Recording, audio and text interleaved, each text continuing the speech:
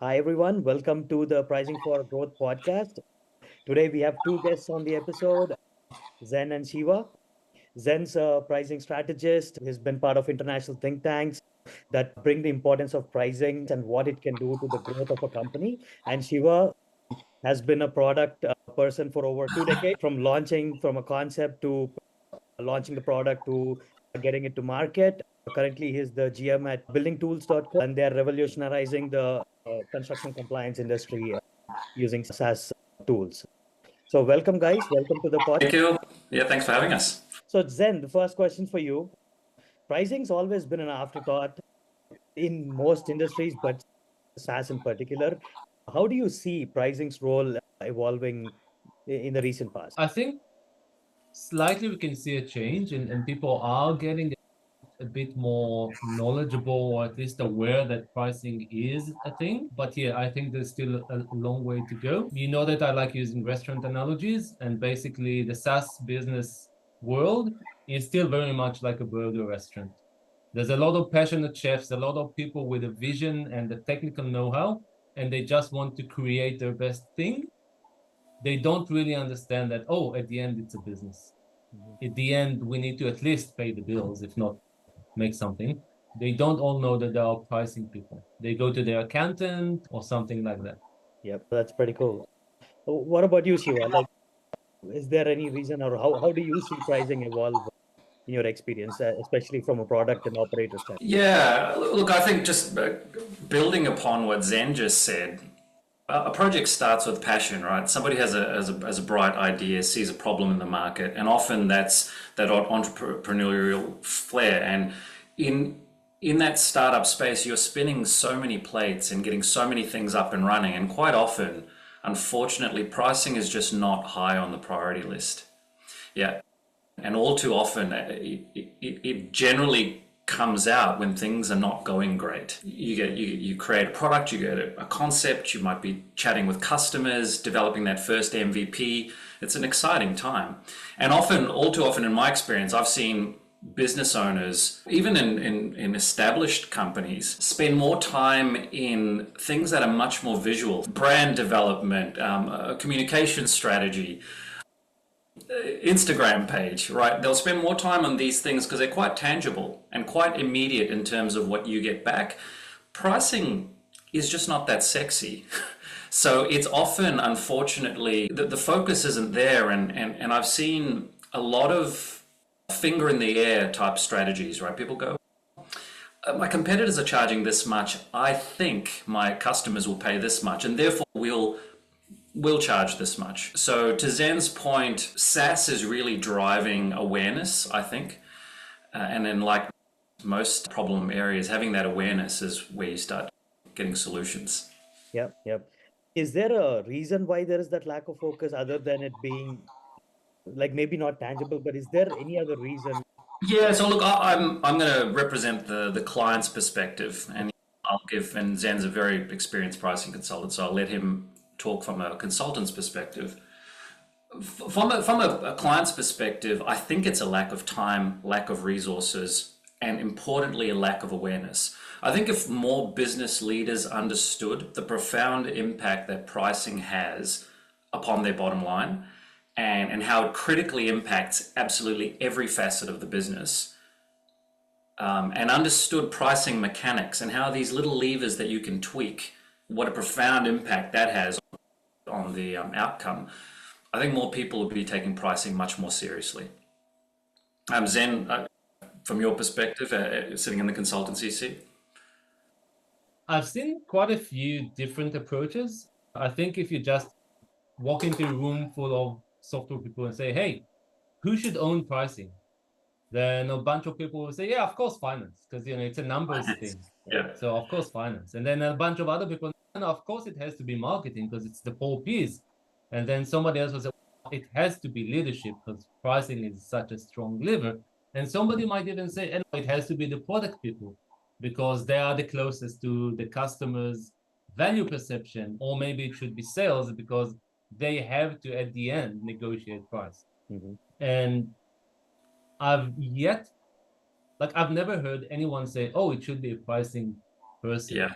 It should be Mhm. somebody whose pricing is their expertise. And I think that's where the gap is. I think universities, and I'm working on changing that from within the system, but universities still are not teaching students that pricing is a thing. You should have a pricing person, not a person who does pricing. Great point. When is a good point to bring a person or a dedicated person for pricing, for SaaS companies especially? Well, I think the answer we all know is way before you even start design. You should start doing the willingness to pay research and design based on customers' willingness to pay. Now, I'll just be mindful and say when you say dedicated person, people get sometimes stressed because we're three people, we're doing everything. Yeah. Do I need to hire a pricing guy now? No, you don't. You get somebody to help you here and there and mentor you and coach you. By all means, go and read the books and read the articles and do the research. Do everything you can by yourself, but also get somebody to give you the guidance and then continue by yourself. But if you're trying to learn pricing, especially the scientific bit of it by yourself while doing a scale up or a startup, that's a lot. Great point. Shiva, anything else you want to add or a different perspective on that? Yeah, look, pricing mechanics, it's a complex world, right? I think the fundamentals are very graspable, but often people just need to be shown that. And it's almost like Pandora's box. Once you see the impact of pricing, it's hard to unsee it, right? But you need someone more or less to show you either via a piece of software or a video or ideally a one-on-one consultant as an optimal way to see it. But it is complex, right? I love that point that you made, Zen, is that there is no clear owner of pricing.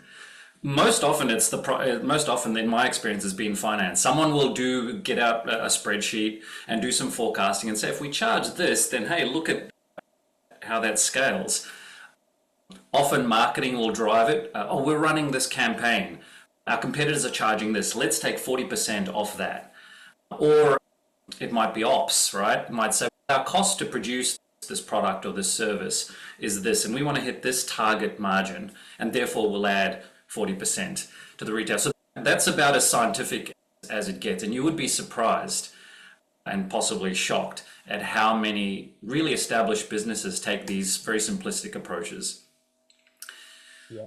I've also seen, again, in my experience, there's a lot of work done ahead of time in terms of figuring out what the discount is, but very little to follow up on what the actual discounting did, right? What is the return on investment on that? Should companies be doing that? I think this whole discount mentality, a lot of it is based on an assumption that if we reduce our price, that is the core driver of a purchasing decision, right? And yes, price is certainly a very big factor, but also what I've found is that you go and drop your price and it still doesn't drive the results that you were hoping. All it really serve to do was to deteriorate the value perception of your product. And so this whole discounting, a race to the bottom thing starts happening. And I think it's just a bad mechanism. Assumptions, I think, Nikhil, are so damaging for a product and for a business, because often it'll be a leader in a business, right? So that there'll be a fairly strong ego coming in and saying, look, I know my customers. This is what they will pay. And they'll pay because of this and this. And then when you challenge that and you say, where did these assumptions come from? This is a data-driven decision. Have we checked out what our client's willingness to pay actually is?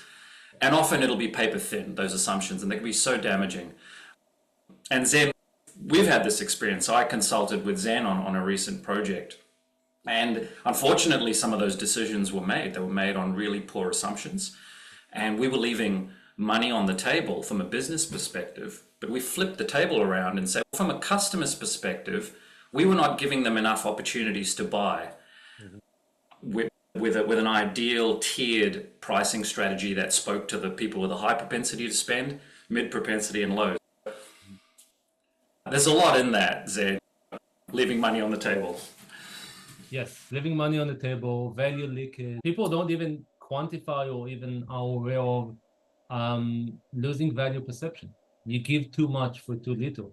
Yeah. And the joke is that if you go to Amazon and search for pricing keyboard, you will get a keyboard with 2 keys in it. One is $4.99, which is always the price point that people like. And the other one is 5%, which is the annual price increase you do. That's the 2 keys you need on a pricing keyboard if you don't have a price increase.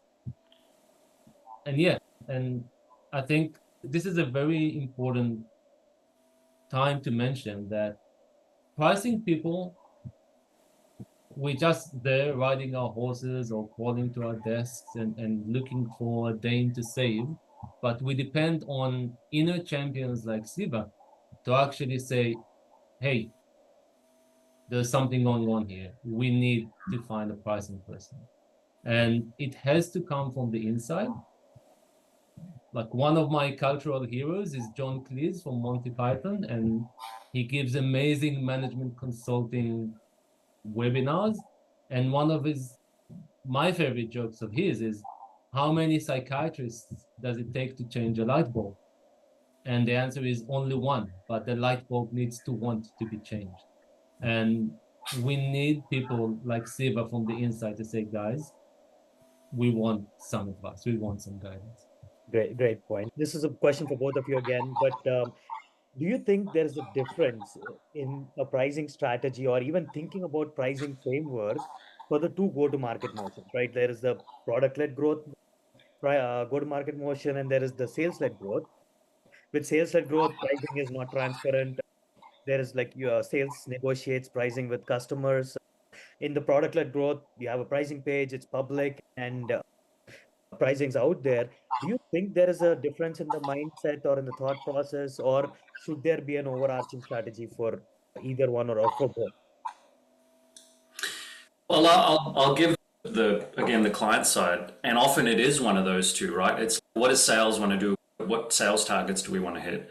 Or product, what do we think our customers would pay? But in the middle, that third strategy is a customer-centric approach.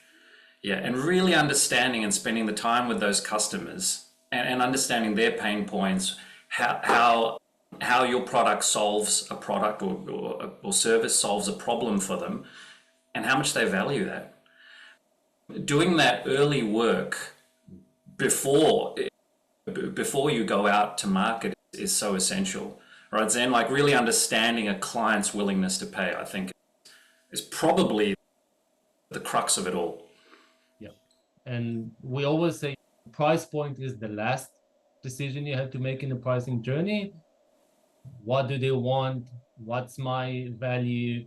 What's their value perception, willingness to pay, price sensitivity, distance to second best option, value gap to second best option. All these pricing things are in the pricing engine, in the pricing model of it. And then at the end, you can say, yeah, before the price point, then I can decide, do I want an SLG or a PLG?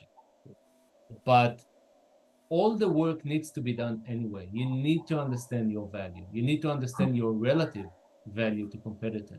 You need to understand value perception, not yours, not what you think. You need to actually test and see how much people value your product. And going to the market and say, hey, how much are you willing to pay for this is not the way. It's what most people do, but it's not the way. And this is how you come up with pricing pages with $4.99. And Zen, as a product person, so you were talking before saying who should own pricing. I actually think it's a product manager. I think a product owner in consultancy with ideally a pricing expert or a pricing platform, right? Because it is that product owner's job to not only build a product that solves a customer problem, but also price it at a price point where it's going to maximize revenue for the company. So I think they're the true owner. But again, as a product owner, particularly if we just talk about from a SaaS perspective, you are spinning so many plates. Developing MVP, validating assumptions from a feature-driven approach, rolling out features. These are such tangible, exciting things. to go and to do the additional work around willingness to pay and to land on price points. Again, I said it before, pricing is not sexy, but it is so important, right? So for any product owners listening out there, spend the time on your pricing, because if you get that wrong, it doesn't matter how hot your features are, right? You're just not going to get the revenue outcomes that your business needs. Yeah, great point, guys. And both of you have mentioned willingness to pay a few times. So let's talk about that a little bit, right? What's your experience, Shiva, like in terms of doing this willingness to pay studies? When do you think it adds the most value? And how often is it actually being done today? Yeah. Look, firstly, and I've said it a few times, sorry to all the pricing guys out there.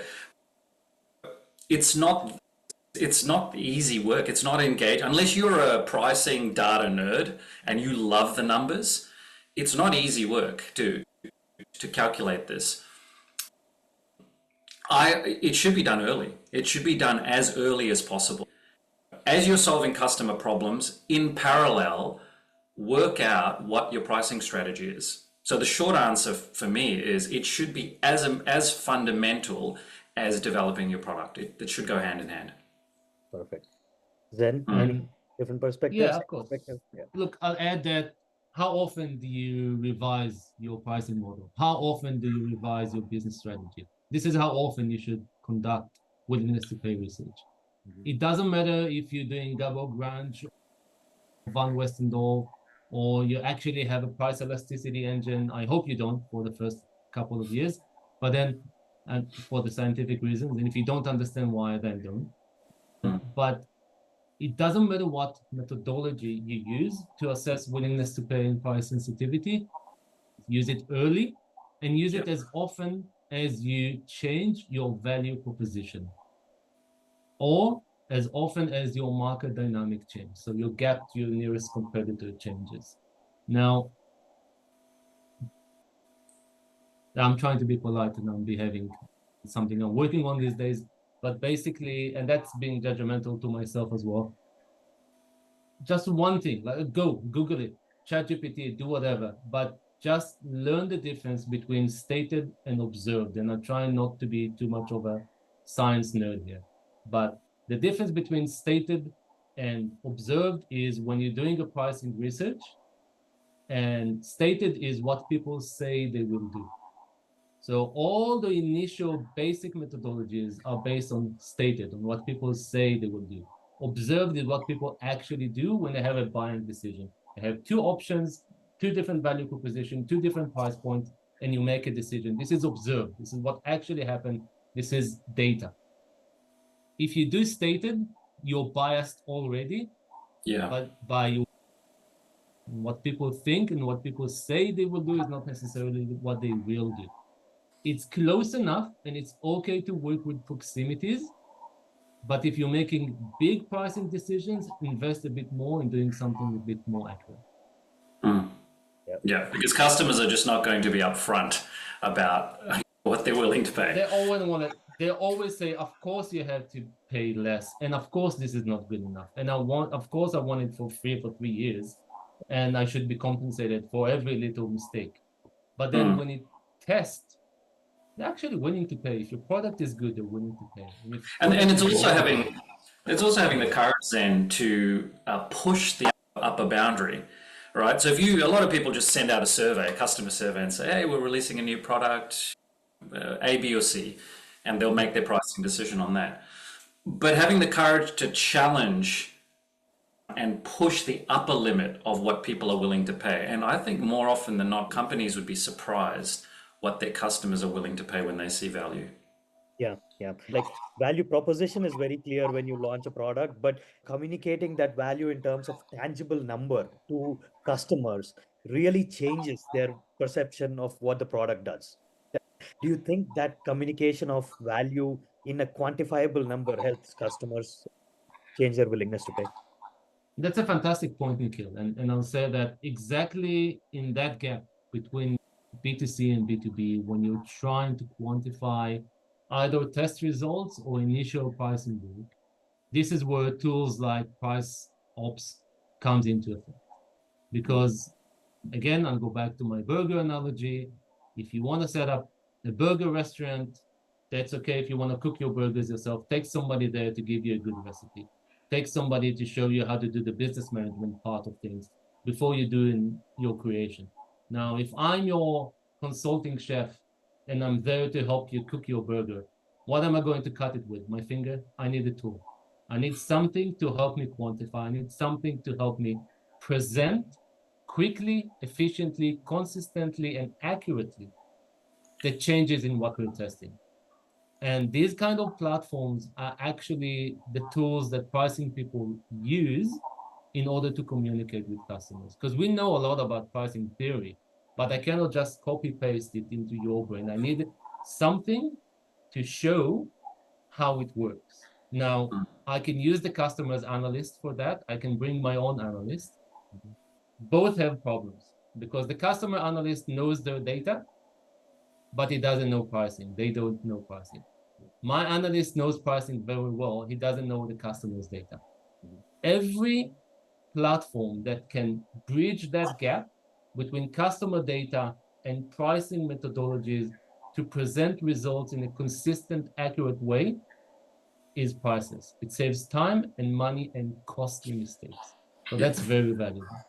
Yeah, and I think having those tools readily available, whether it's a spreadsheet, whether it's a platform, whether it's a person, but pushing every major business decision through that filter. It doesn't even need to be major business decision, right? If you've got an easy to use platform that you can input some data and quickly get an impact. So, for example, you're just about to run a social media campaign. You've got Black Friday coming up. And rather than stick your finger up in there and say, well, let's just take 25 or 30% off, what's the impact? So pushing that through your tool and going into that campaign knowing precisely the impact on your bottom line, I think is really valuable for a business to have. Yeah. How do we help that communication, not just within the company, but across the boundaries as well with customers? I'll So, just add something, Nikhil, to that. I was agency director at a marketing agency, a digital performance agency for many years. We ran hundreds, thousands of campaigns across multiple platforms. I'm embarrassed to say pricing was rarely, if ever, part of the conversation. We were preoccupied with how sexy the message was, how enticing the conversion rate optimization, driving maximum traffic, cost per click, cost per acquisition, all of that type of stuff. But the pricing mechanics was always, it was just a, yeah, it was a very rapid decision. yeah.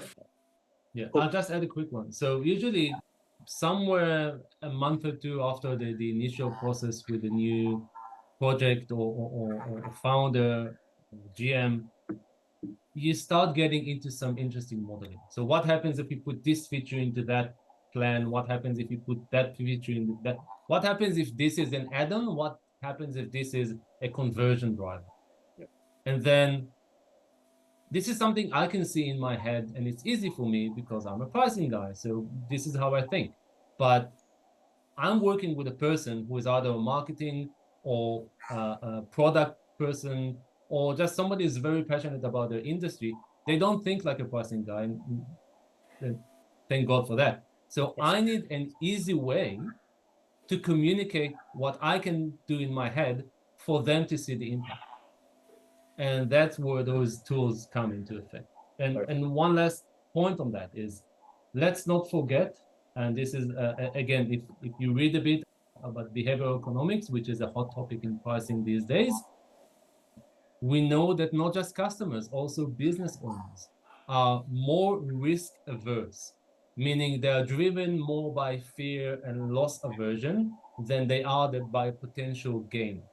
So they would invest a lot of time and thought and money and effort in, let's compare, security and pricing.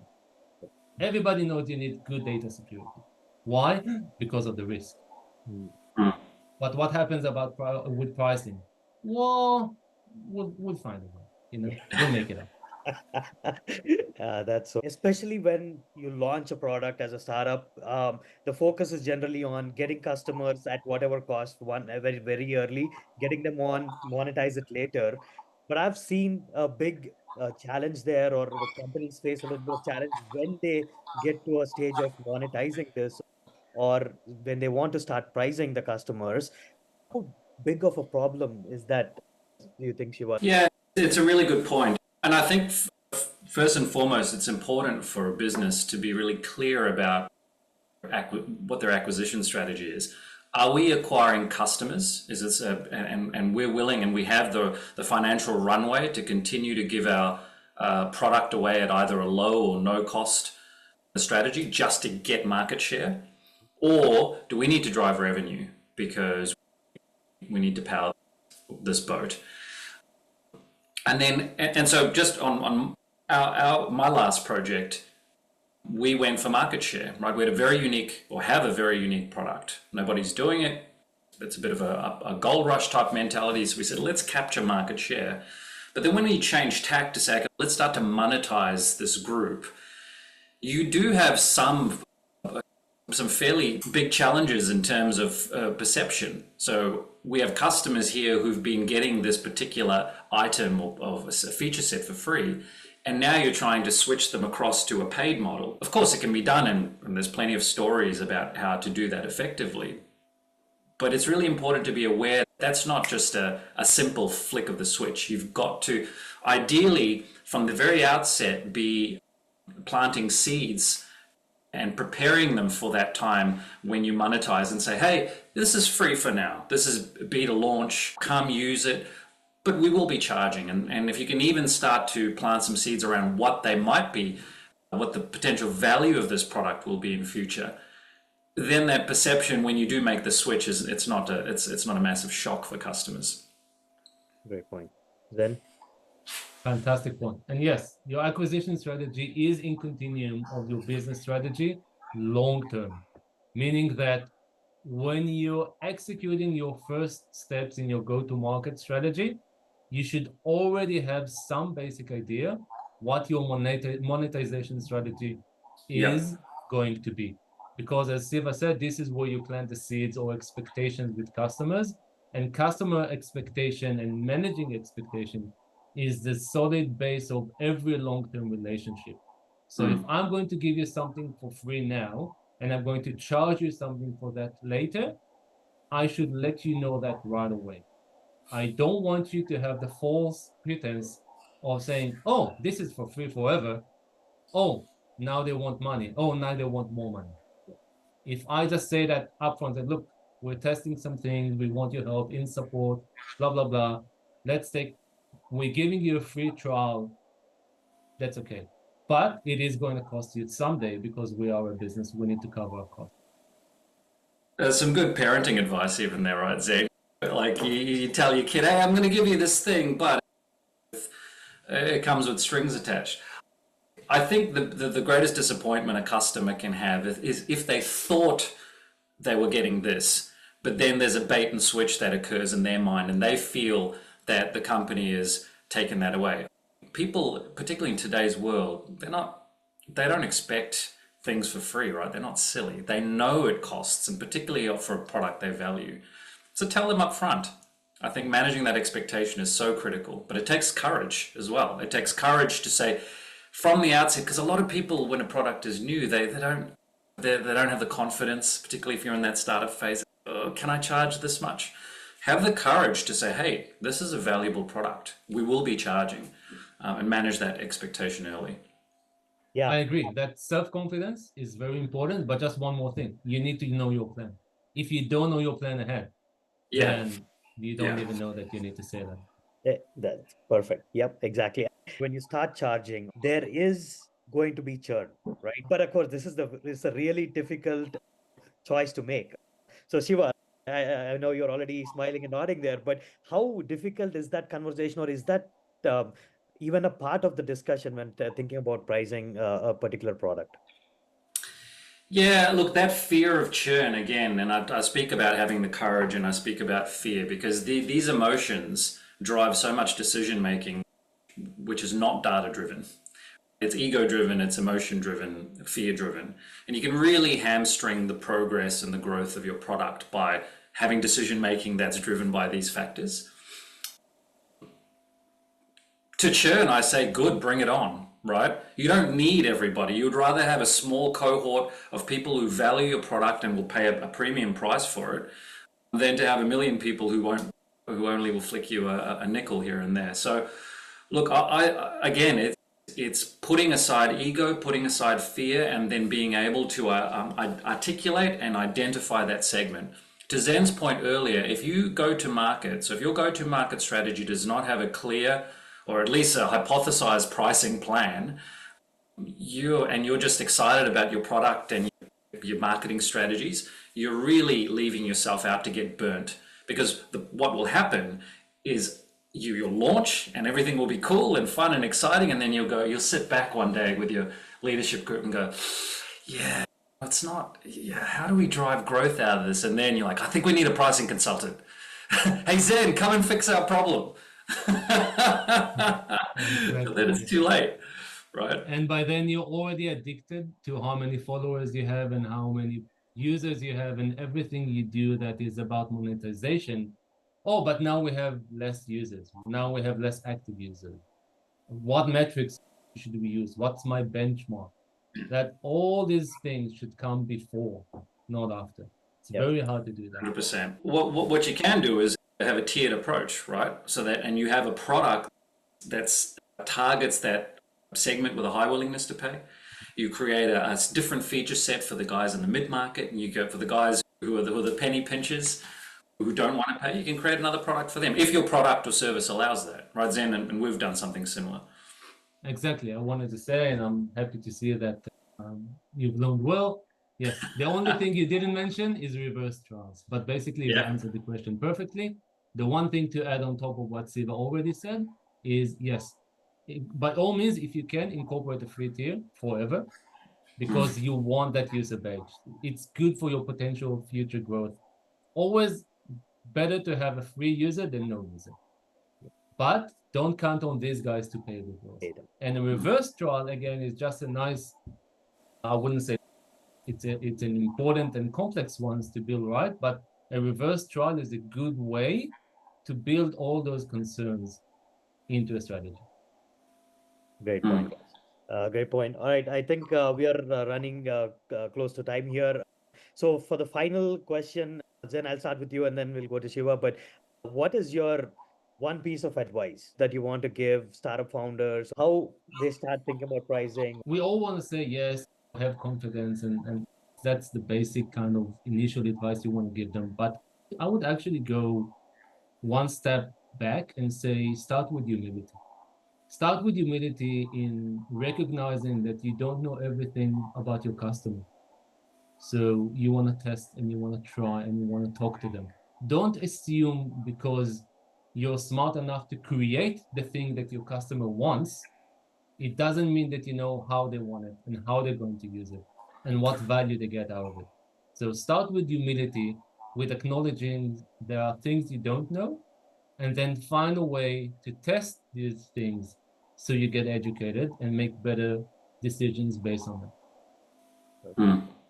Yeah, and I'll build upon that. And in any problem or issue that you want to solve in life, whether it's in business or personal, having awareness that there is an issue is the first step. To the John Cleese advice is that the light bulb must want to change before it'll get changed.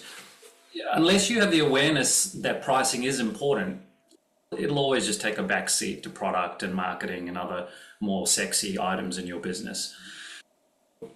If you're a product owner or a leader, start having chats with your key stakeholders, right? Start pushing your influence and don't figure out how to solve it. Just start influencing people that pricing is important. I think the answers will come to you. There's enough content out in the market. There's enough consultants like Zen and platforms like yours, Nick. So don't be solution focused. I think first just raise awareness that pricing is a thing, and then stuff will happen. Perfect, guys. Thanks a lot for hopping on the call today. Thanks for your insights and your advice to founders. Great. Thanks for being on the podcast. My pleasure. Thanks, Nikhil. For the lovely chat. Thanks, Nikhil. Thanks, Steve. Yes.